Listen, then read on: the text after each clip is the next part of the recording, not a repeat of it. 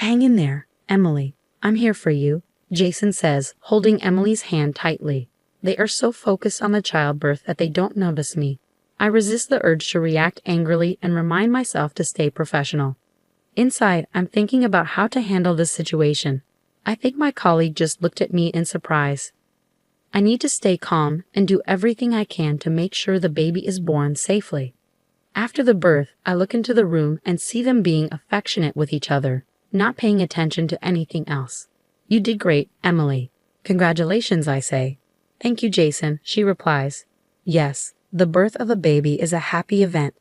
We should celebrate, I think, grabbing my phone. By the look on my colleague's face, I probably seem upset. First, I call my mother-in-law. The baby is born. Please come over. After inviting all the relatives, I reflect on my role.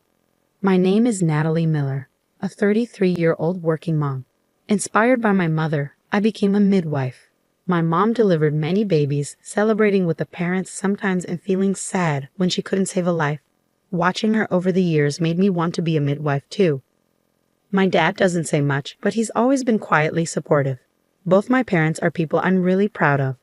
But there's one family member who's been more challenging. My sister Emily. She lives at home and doesn't have a job, often asking us for money. When I got married, I started keeping my distance from her. Do what makes you happy, Natalie, my husband Jason would say, always understanding my decisions regarding Emily. That's why I trust Jason so much. Jason works in it, and we're both so busy that we hardly have time for each other. We don't have kids yet. Sometimes I wish we did, but I also like the idea of just us two in our later years. Don't push yourself too hard, Natalie. Take care of yourself, he tells me often. We live with Jason's mom now. His dad passed away, and we didn't want her to live alone. She's incredibly kind, never pressuring us about not having kids and always looking after me. I feel lucky to have her, even if it sometimes feels like she's the one taking care of me. My days are usually filled with hard work at the hospital. Today was no different, with a complicated delivery that kept me there overnight to care for a premature baby. That's the situation, so I won't be coming home until tomorrow, I told Jason over the phone. I see. Should I pick you up tomorrow then? What about work? Jason asked, making me quickly check the calendar. Tomorrow was just a regular Thursday, no holiday or special occasion. In my job, I sometimes get weekdays off, but Jason, who works a regular office job, would normally be working on a weekday. Well, I actually had to work on a recent day off. They told me to take a compensatory day off in return. Really? Well, if you can pick me up, I'd appreciate it, I replied to Jason without much hesitation. The next day, after a very exhausting shift, Jason and I went out to eat, and as soon as we got home, I fell asleep. When I woke up, it was already evening, and my mother-in-law was busy cooking dinner in the kitchen. Mom, I'm sorry. Let me help you, I offered. It's okay, dear. Jason told me you've had a tough day, haven't you? Just rest, she reassured me warmly. I felt relieved by her caring words. Anyway, dinner's almost ready, so there's not much left for me to do. Jason got called into work. Let's just have dinner together, she suggested, and I nodded in agreement. During dinner, she kept giving me concerned looks. Is something bothering you? She finally asked. I'm just wondering how things have been between you and Jason lately, she continued. We're the same as always, I think, I replied. That's good to hear, I replied, puzzled by my mother-in-law's demeanor. I wanted to ask more questions, but she avoided the topic. I figured if it was serious, she would share it with me in time. So I decided not to pry further. Since then, Jason and I seem to be missing each other a lot. We used to spend time together on our days off, sometimes with my mother-in-law joining us for a drive. Lately, though, he's been busy with work. We hardly cross paths at home, and meaningful conversations have become rare.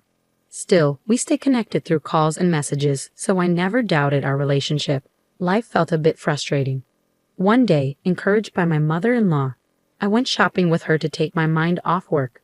Engrossed in our outing, I was caught off guard when suddenly, oh sis, long time no see, huh? I came face to face with the last person I wanted to see. Emily approached with her usual mischievous smile, still as beautiful as ever, which annoyed me. I thought about escaping, but I couldn't just leave my mother-in-law behind. While pondering my options, Emily walked right up to us. You still look exhausted. I can't believe you're my older sister," Emily remarked. "Mind your own business," I retorted sharply. "Speaking of shopping, since you're out, you must have money, right?" "Treat me," Emily said with her usual audacity. Here we go again, I sighed inwardly. Since we were young, Emily had always been asking me for money and favors. I've never been one to be taken advantage of, so I've always refused her requests. But she never seems to get the hint. If I didn't give it to her, she would try to take it. My suspicions were confirmed when I caught Emily stealing money from my wallet. My parents and I gave her a serious scolding, but she didn't show any remorse. After that incident, she continued trying to steal from me and even targeted my friends and boyfriends. "She's bullying me," Emily would claim, spreading lies about me. While my true friends stood by me, some of my boyfriends ended up leaving me for Emily. This is why Emily and I have never gotten along. I had planned to distance myself from her after high school. But since my mom is a senior midwife and Emily would visit our family home, our paths inevitably crossed. It wasn't until after I got married that we finally grew apart, and yet here she is, standing right in front of me. "Why are you here?" I asked sharply as we were shopping at a mall near Jason's parents' house. It was a place Emily couldn't easily reach from our family home without a car. She never bothered to get a driver's license, claiming it was too much hassle, and she avoided using public transportation. "Well, how should I know? By the way, you're still handling other people's babies. When are you going to have one of your own?" Emily taunted. "What's that supposed to mean?" I retorted, taken aback. "Looks like I beat you to it," she said, rubbing her belly. I noticed she had baby items with her. Was she pregnant? I hadn't heard anything about her getting married. Whose child could it be? "Enough is enough," my mother-in-law interjected sharply, addressing Emily, who was grinning mischievously. We were enjoying our shopping. "We don't need to be disturbed by someone as rude as you." "Let's go, Natalie," she said, pulling me away by the arm. "Natalie, is she related to you?" my mother-in-law asked, clearly curious about the situation. Yes," I replied, recalling that I had introduced Emily to Jason when I brought him to my family home. However, she had canceled both the pre-wedding meeting and the wedding itself. It dawned on me that my mother-in-law and Emily had likely never met. "She's my sister."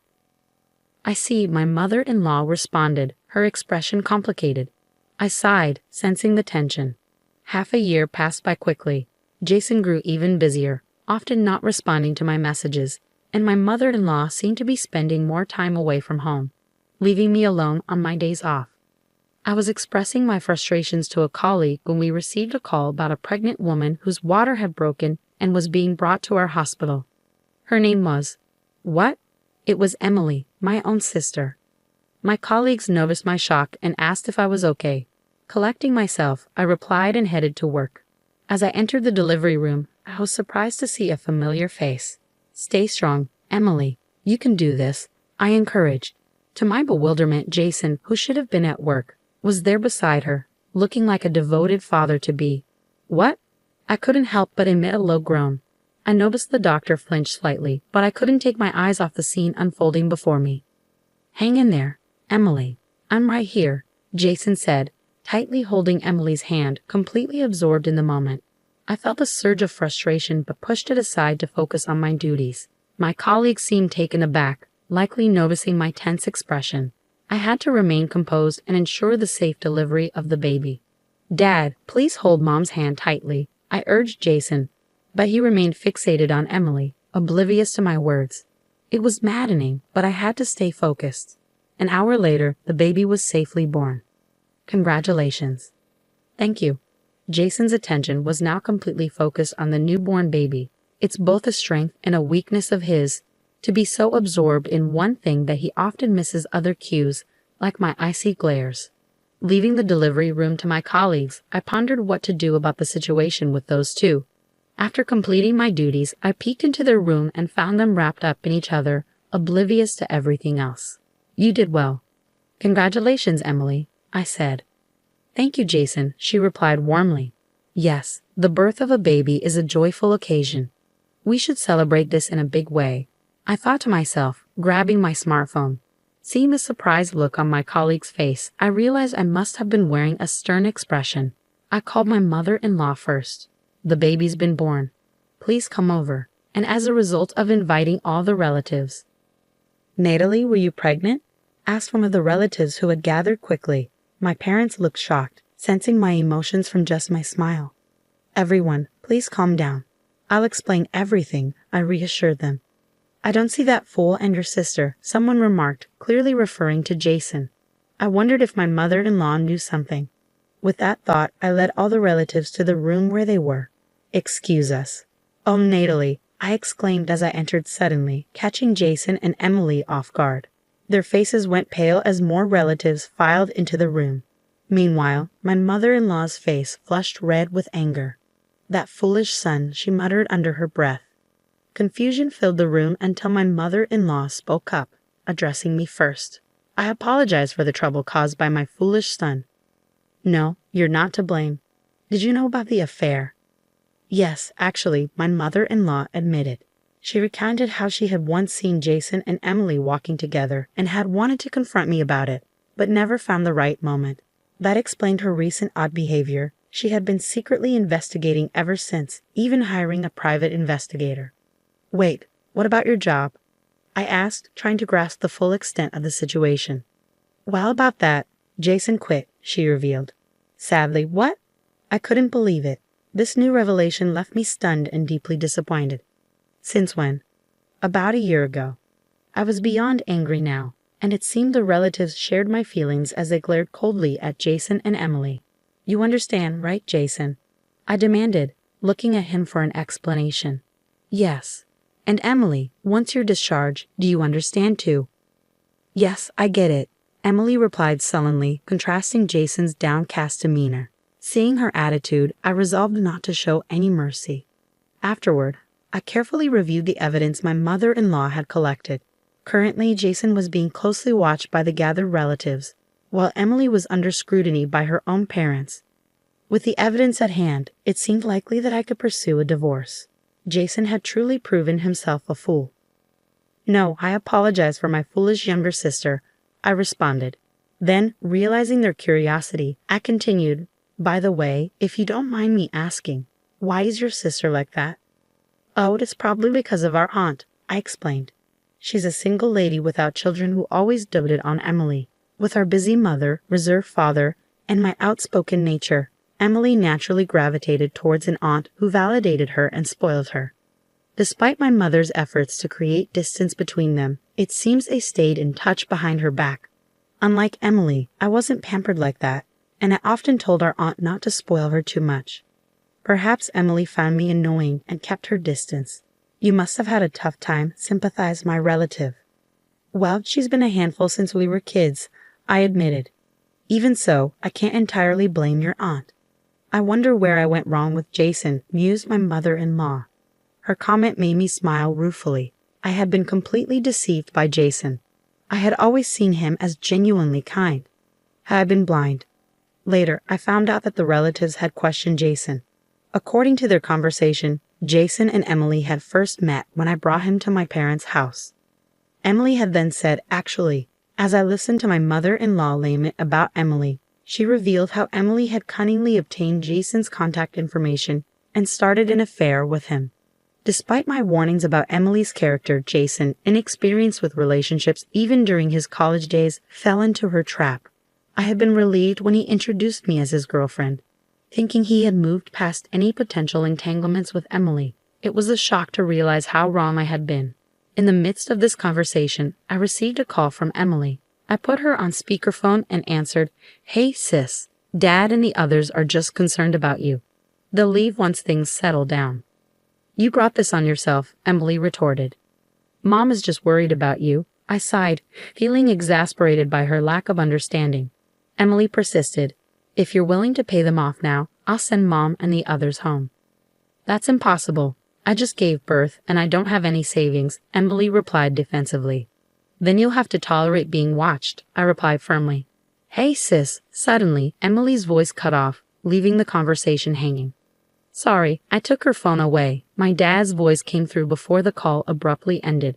I decided to let my dad handle that situation for now. There was no more room for sympathy towards Emily after that call. I resolved not to go easy on her anymore, despite just giving birth. Don't go easy on Jason either. Hold him accountable, I asserted firmly. Yes, I'll ensure he faces consequences. My mother-in-law agreed as we discussed our next steps. Once everything was in place, I arranged a meeting with Jason and Emily. Jason was ushered in by our relatives, while Emily quietly followed with my dad. Her sudden change in demeanor puzzled me until my mom, holding the baby, whispered in my ear, "Emily was severely scolded after she called you." Come to think of it, I've never seen my usually quiet dad angry, and probably neither had Emily. Experiencing my dad's fury for the first time must have been traumatic for her. I reflected silently.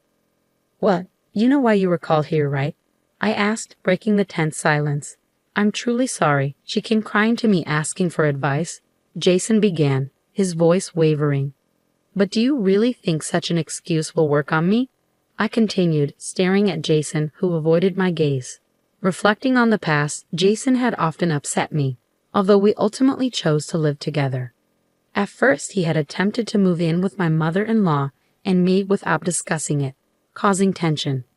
After confronting him, we agreed on living arrangements, and I had hoped he learned from that incident. Yet now, it appeared he had concealed his intentions skillfully or perhaps ignored the lesson entirely. "Don't you have any other excuses?" "Ever since we were kids, you've always been the favorite," Emily began, her voice filled with bitterness. According to her, our parents consistently praised me while she faced constant criticism. This treatment fueled her resentment towards me, which was further fueled by our aunt's encouragement. When she learned that I was getting married before her, she felt overshadowed and decided to pursue Jason. "That's why I called Jason and got him drunk," Emily admitted, her tone matter of fact. "That's a pretty low move," I responded, trying to contain my anger. "We only got involved once, but she told me if you don't want me to tell sis, do as I say," Emily continued, revealing the extent of her manipulation. "Yet you seemed pretty close when you gave birth," I remarked sarcastically, my frustration evident. Jason looked away, unable to meet my eyes. Why did I end up with someone like him? Is love truly blind? Normally, I would find a man who avoids confrontation like this repulsive. As we kept meeting, I genuinely fell for her, Jason explained, his voice tinged with regret. "Then you should have just broken up with me," I retorted sharply. "Well, I still love you, Natalie, and I wanted a child with you," Jason admitted, his expression pained as my words hit home. Why did he act like a victim now? "What about your job?" My father interjected, steering the conversation forward. "I wanted to spend more time with Emily, so working felt like a waste," Jason admitted, his voice subdued. "And you two were involved more than once, right?" My father's question was direct and unforgiving. "I'm a midwife. I can easily backtrack from the birth to when you got her pregnant. If you hide anything else, I won't forgive you." Emily flinched at my father's stern words, prompting her to confess. She revealed that since Jason had quit his job, they had been meeting almost daily and had been involved multiple times. The revelation left both my mother-in-law and me speechless with disbelief. "I'm going to divorce you anyway," I declared firmly, my voice resolute. "No, please," Jason pleaded, his face filled with regret and desperation. "I'll also cut ties with you. You'll never set foot in this house again," I concluded, my decision final and uncompromising. "Where the hell am I supposed to live?" Jason's panicked question hung in the air. Both my mother-in-law and I made it clear to Jason that his predicament was entirely of his own making. Thanks to my mother-in-law's decision to hire a private investigator, we had uncovered another startling revelation about why Jason had quit his job. "If you're desperate, I can refer you somewhere," I stated coldly. "Huh?" Jason looked bewildered. "Prison. It's not so bad. You get a roof over your head, 3 meals a day, and even earn a little money," I informed him bluntly. Jason's face drained of color at my words. It turned out that Jason had been embezzling money, which had led to his dismissal from work. He had managed to repay the embezzled funds to avoid legal trouble. But that money came from selling off my savings and my mother-in-law's possessions. The realization hit me hard. I had been oblivious to his actions, and I felt deeply betrayed and foolish. "Natalie, I'm not going to show any mercy. If you keep arguing, I'll hand you over to the police." I cut Jason off, my voice firm and resolute. He slumped under my cold stare, realizing the gravity of the situation. I had already arranged for the police to be there, waiting for the moment. Emily, don't you dare call me sister again. I truly despise you from the bottom of my heart. I declared firmly to Emily, who was escorted away by my father. That was the last interaction I had with her. Now, moving forward, we wasted no time packing our belongings and decided to move to a new home, ensuring safety from any potential return by Jason. The new place is closer to my hospital workplace, and we've extended invitations to my parents to join us. This marks a proper farewell to Jason and Emily. Since then, Jason was found wandering around our empty old house and was taken away by some intimidating men in black suits. Meanwhile, Emily has found a new job and has been working diligently, juggling multiple part-time jobs. My parents informed me of this. They decided to leave Emily with the house as a final act of kindness. She likely spends her days working hard to maintain it. Despite everything, she's resilient. In our new home, we've been raising Emily's child together. My mother, despite being retired, has a wealth of baby-raising knowledge, and my mother-in-law has been a constant source of support, caring for the child with love and dedication. Thanks to them, I've been able to nurture the child with confidence. Financially, my father and I are stable, each contributing to the household. Though not related by blood, this child was long awaited and has brought immense joy into my life. I'm grateful to my mother and mother-in-law for their unwavering support in this journey. I've renamed her Mindy and consider her my own. One day, she may come to understand her origins and face challenges because of it. When that time comes, I'll be there by her side, supporting her through it all. Until then, my goal is to be the kind of mother she can always be proud of. Today, I cherish life and hope for boundless happiness for Mindy and the new life that has come into our world. With this prayer in my heart, I'm ready to face whatever challenges life brings.